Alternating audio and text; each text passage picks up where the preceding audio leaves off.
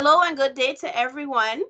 The Division of Virgin Islands Cultural Education is placing a significant amount of emphasis on topics surrounding emancipation and post-emancipation in celebration of March being designated as Virgin Islands History Month through the use of the theme Emancipation Now, Understanding History, Living the Legacy, and Creating a Just Future for Alawi. This year marks the 175th anniversary of the Emancipation Revolt in the Virgin Islands that occurred in 1848. Part of this year's VI history events are conversations about our legacy after emancipation. Our hope is that educators will gain further knowledge about the correlation of current issues and historical events related to the 1848 Acts of Equity and how they have affected the lives of Virgin Islanders today. Dr. George Tyson, or Mr. Tyson, today is our presenter, and he's providing an overview of the 1848 insurrection. Mr. Tyson is a historian who is largely regarded as the leading scholar on the history of the Virgin Islands. He is the former president of the Society of Virgin Islands Historians, and Mr. Tyson has also lectured at the University of the Virgin Islands and led as the executive director of the St. Croix Landmark Society. He has consulted for organizations such as UNESCO and the Organization of American States, as well as for the Virgin Islands National Park. He is currently the head of the St. Croix African Origins Project, a group of Danish and American academics digitizing and analyzing historical records from the island's time under Danish sovereignties. He is a published author, and his publications include Toussaint's Louverture, Powder, Profits, and Privateers, a documentary history of the Virgin Islands during the era of the American Revolution, the Homestead Program of St. Croix, Bondsmen and Freedmen in the Danish West Indies. He is also credited with several other works, including Camina Folk, The Slavery and Slave Life in the Danish West Indies, The Danish Slave Trade and its Abolition, Slavery in the Danish West Indies, a Bibliography, and Maritime Maroonage from St. Croix to Puerto Rico. Mr. Tyson is also married to Camilla Marlene Jensen and is the father of Claire Tyson and Vega Tyson and Norma Tyson. Mr. Tyson, thank you for being here with us today. Thank you for inviting me. Good morning, everyone. I'm very pleased to be able to share some of my points of view on the emancipation with you. Let me give you a little more about my background. I came to the Virgin Islands originally as a teacher, and I taught in the All Saints School for 2 years, and then later on taught at University of the Virgin Islands for 3 years. I am aware of the challenges that teachers have when it comes to dealing with information about the past in the Virgin Islands and the challenges we have with bringing new information to the public. And part of what I've done in the last 50 years or so is try to bring not only my point of view, but others' points of view into the public through publications and public activity. I would also like to say that I am here representing my current position, which is as the historian with the State Historic Preservation Office. I am a preservationist and always have been.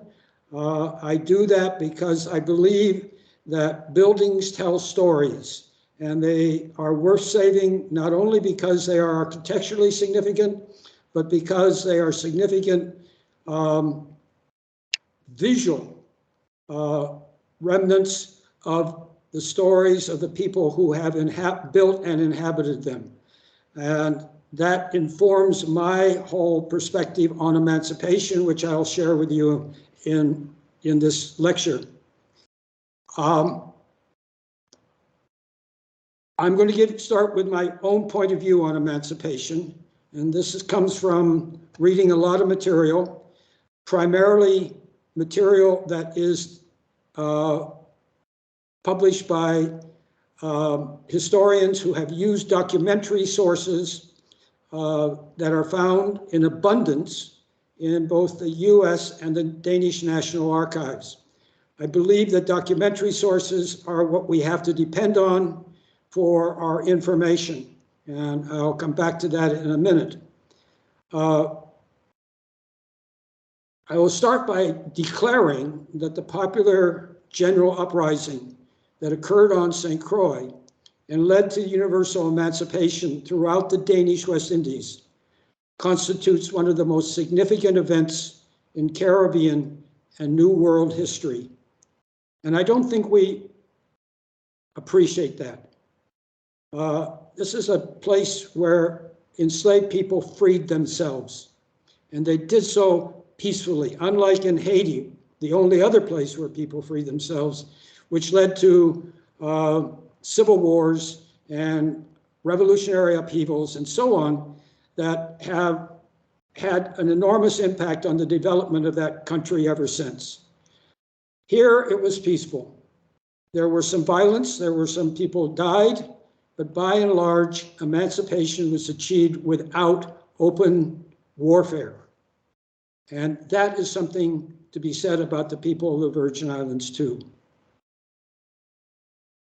In my opinion, as an educator, emancipation should first and foremost be recognized as being achieved by the collective action of thousands of Crucians, and not the achievement of a few individuals like Peter von Scholten or the man called Butto.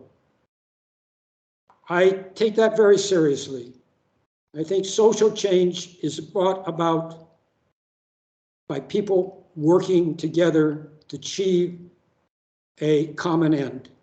And if there are not a mass of people involved, then social change becomes harder and harder to achieve. So my point of view of emancipation is not just about the leaders, Butto, von Scholten, which is generally the approach that Virgin Islands historians take, but I want to look at the people who were involved in the insurrection, who made it happen, and who were they, and how did they achieve what happened, or how did they achieve results. Let me just review the main events, because this is the framework in which emancipation occurred. On July 2nd, after several months of organizing, on the night of July 2nd, I should say, after several months of organizing, people from the West End and the middle part of the island of St. Croix began assembling for the purpose of marching to Frederiksted in the morning to demand their freedom. In the morning of July 3rd, several thousand people, it's been estimated as many as 8,000 people, gathered in Frederiksted and surrounded Fort Frederick and told the authorities, and I'm simplifying a lot of events here, but they told the authorities that they wanted universal emancipation, or they would burn the town down. Authorities informed them that only von Scholten could make that decision, and a message was sent to the governor to get his concurrence or to do something one way or the other. The insurgents waited more or less peacefully until 4 p.m. that afternoon. That's practically 10 hours of relative peace. They did, in fact, burn down a store of a man who urged the soldiers to fire on them. The insurgents also broke into the police office and destroyed that building, and unfortunately the archives inside of it.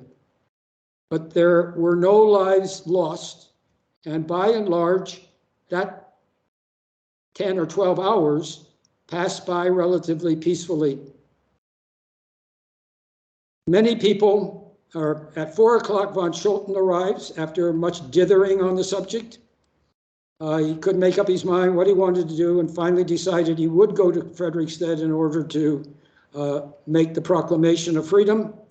He arrives around 4 o'clock and he declared people free.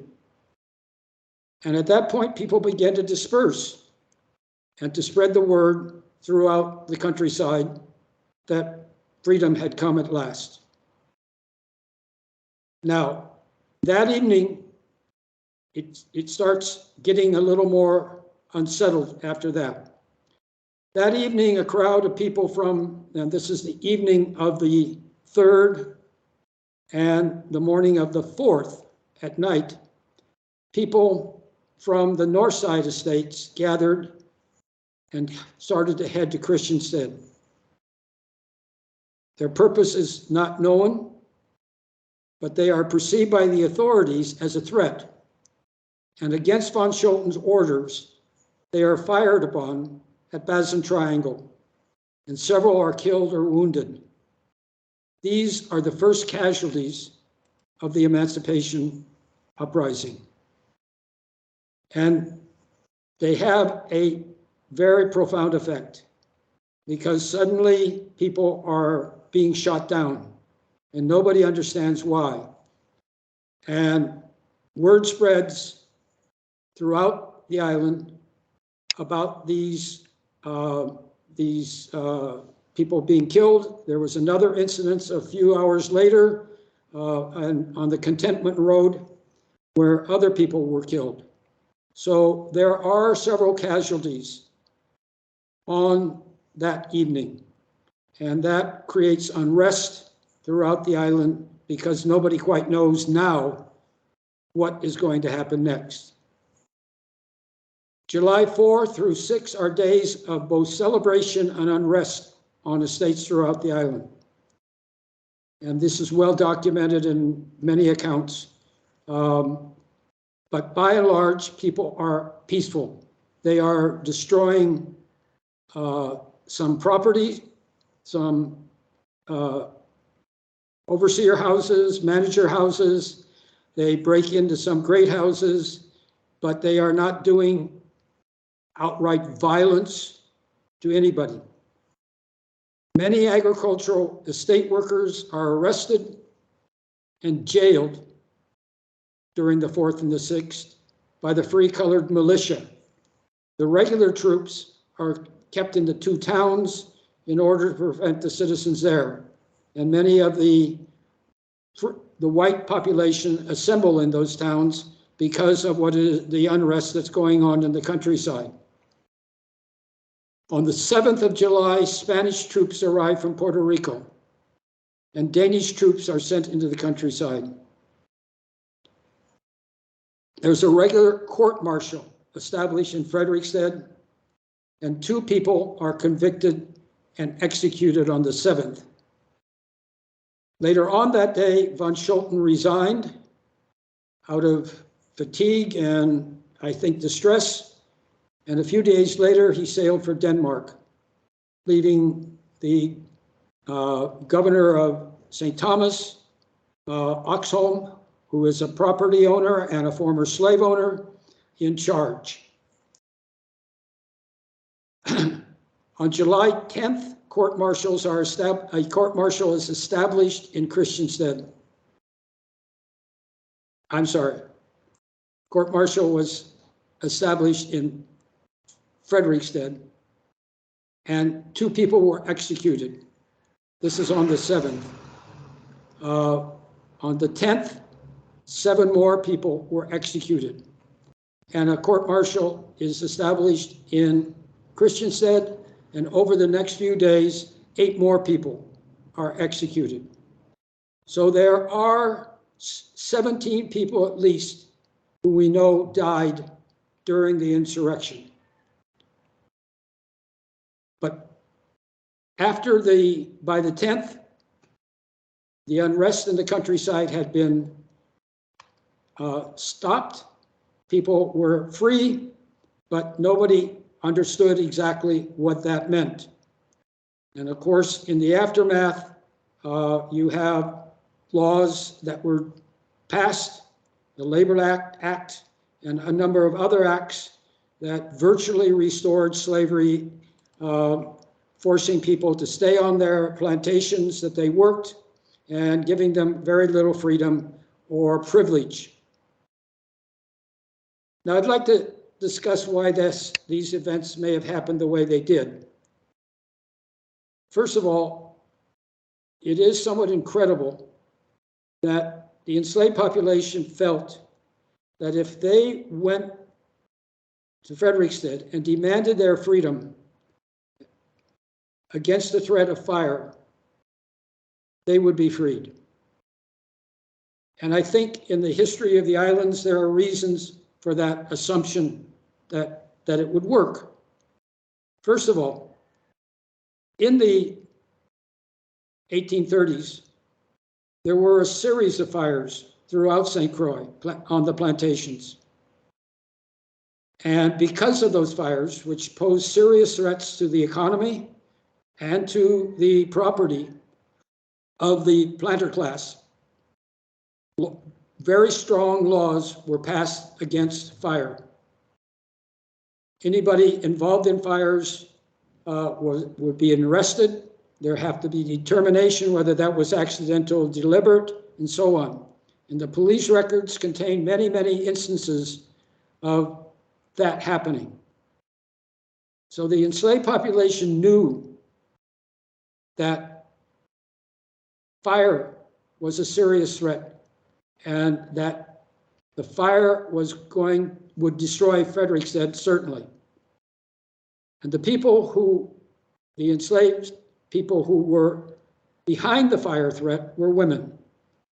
The women had gathered wood and placed it around the fort and in Frederiksted even before the morning of July 3rd. And they were prepared to use that, and they told the authorities so. So something in the spirit of protest over the last 20 or 30 years beforehand had convinced people that the threat of fire would be enough to coerce the authorities to declaring freedom. Now, one other thing has to be taken into account here, and that is the timing of this. There were many things that were going on in the background.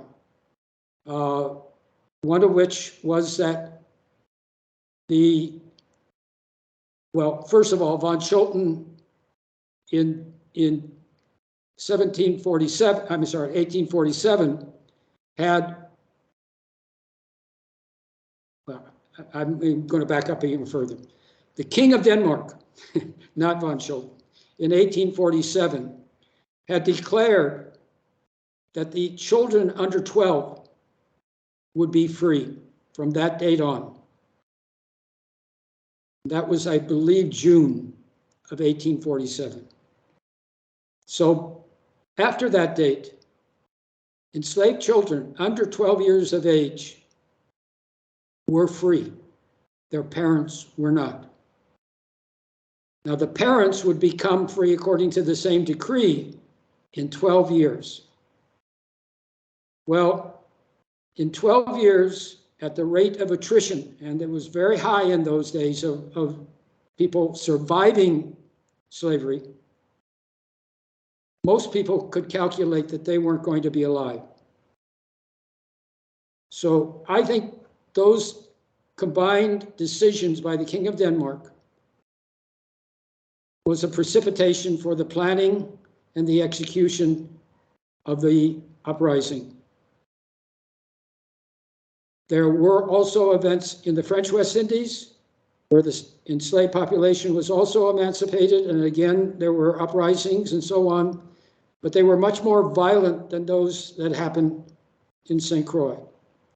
And they happened to some extent after emancipation, not because of emancipation. Now, how do we treat this? as educators. As I say, this is a popular movement, emancipation. It's something that is done by the people of the island, not by the authorities, as portrayed by most of the Danish work. Von Schulten did not make emancipation happen. He only declared emancipation, and he did so under threat of violence. Now, educators should contextualize this event, I think, and approach it as part of the democratic movement against royalism and social injustice that began with the American, French, and Haitian revolutions. We need to recognize that this was part of something bigger than St. Croix. And we also need to document and tell the story from the bottom up, not from the top down, because this is what did occur. Now I have a list of publications that I think would help you all as educators get a better handle on what took place in the Emancipation Rebellion, and why it happened. I have a list of those which I will share with Stephanie Brown, and which I hope might be reprinted because they're in publications that are not commonly available any longer, but they could be reprinted and made available both to educators and students, but also to the general public, because these are important historical descriptions and analysis that everybody should be aware of, because they shed a somewhat different light on emancipation than we usually have. I'm going to shift now to my last point, and this is about my role. This is because of my role as a preservationist. And I want to identify emancipation places that still survive. Buildings and places can be used to tell the stories of the people who live there, which is one of the main reasons they deserve preservation. There are many places on St. Croix from 1848 that can be used to tell the story of emancipation and to recognize and celebrate organizers and martyrs of that event. And I know we can talk about that statement a little further, but I want to identify some of those. And first and foremost, of course, is Fort Frederick and what is today Emancipation Garden. That is the place where emancipation occurred, and that is the place which contains the statue of Butto and is a place of recognition already. It is a monument to the event itself. Then there's the town of Frederiksted.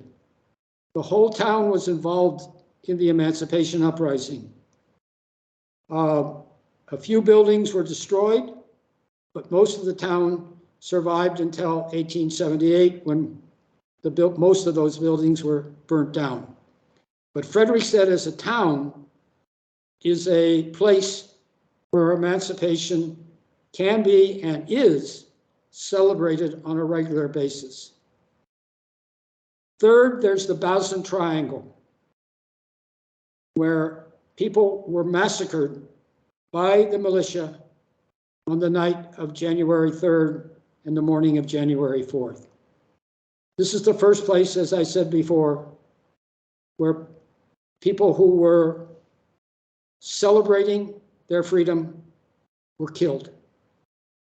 It is an event, and it needs to be commemorated. We don't recognize it really at all in our celebrations, but I believe strongly that we need to do so henceforth. Fourth, there is the Richmond prison. Now, this may not seem like a place for emancipation celebration, but there are two factors here. One, 100 to 200 people were in prison for months in Richmond prison. It is a place where people who were convicted or thought to be guilty of crimes were put. It is also a place where Butto was held even before the emancipation on several occasions. I think it was a place where people could talk among themselves, people who were dissenters, who resisted enslavement, who for one reason or another fell afoul of the law. It was a place where people could meet other people of like minds and where they could begin talking about social change. So I would nominate Richmond Prison as another place. And then there are the plantations. Events between July 3rd and July 8th affected about every plantation west of Christiansted. The courageous people who assembled in Frederiksted and won general emancipation came from these properties. Most of these estates experienced some unrest in the 2 or 3 days after emancipation was declared. But today there are standing ruins, including village sites, of these historic sites, which can be used to tell the story of emancipation. And I think we should take advantage to do so. Most prominent among them are, and I'm going to just name names and why they have some importance in the emancipation story. Estate LaGrange, which is just outside of Frederiksted. It was the home of Butto. It was the home of Benjamin, who was killed during the Emancipation Uprising. And Butto, of course, was an organizer. It was also the place where people assembled before the night of the 3rd, before they went into Frederiksted on that morning. Estate Butler Bay, Northside A quarter, where 3 organizers of the Emancipation Rebellion were enslaved. Estate Bog of Allen, or Allendale in Prince Quarter, where Martin King, one of the organizers of the insurrection, lived. Estate Hams Bay, Northside A quarter, where Martin Williams, another organizer, was enslaved. Estate Mount Pleasant in Prince Quarter, where Frederick, AKA Bongo as he was called, an organizer, lived. Estate Concordia in West End Quarter, where Augustus, an organizer and one of the first executed martyrs, lived. And when I say martyrs, these are people who died during the insurrection. Most of them were killed unjustly, I think. They were killed either in the firing in Christiansted at Bazin Triangle, or they were executed by court-martial. And there were 17 individuals executed overall by court-martial. And these people died for freedom, and they deserve being recognized. Estate Mannings Bay, Big Robert, who was an executed martyr. Estate Lower Bethlehem, or Bethlehem as we call it, in the middle part of the island. Decatur died. He was an executed martyr. Estate Castle Burke, who died who died during the rebellion, I'm sorry, I've got this confused. He died, he was another executed martyr. Estate Good Hope, Martin, an executed martyr. And I was involved in writing up a biography of Martin and his family, which is the Peterson family, of Good Hope, in an exhibit that was done at WIM. Some of you may have seen that 5 or 6 years ago, in which we recognized the people who were executed and the people who participated, who were arrested and executed in the aftermath of the rebellion.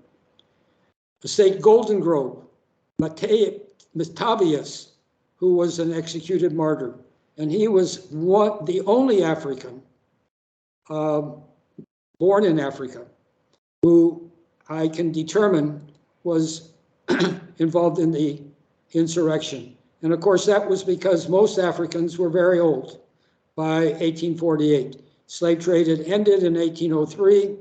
A few people came later, but that was almost 50 years, 45 years earlier when the last African came directly from Africa. The state Rose Hill, Adam, who was a martyr. The state Big Fountain, John Simmons, who was executed martyr.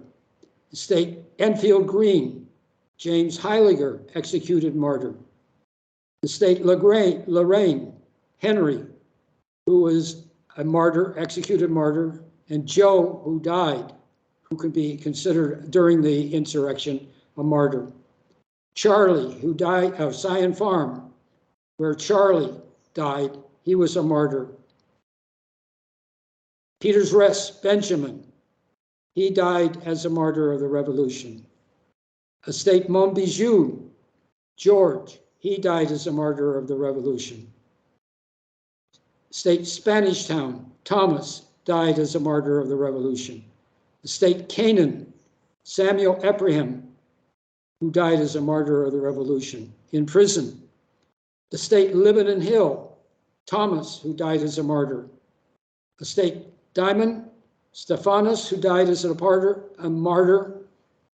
And the state Coakley Bay, where Josephine, the only woman who died during the rebellion that we know of, who was a martyr wounded during the night of July 3rd, the morning of July 4th.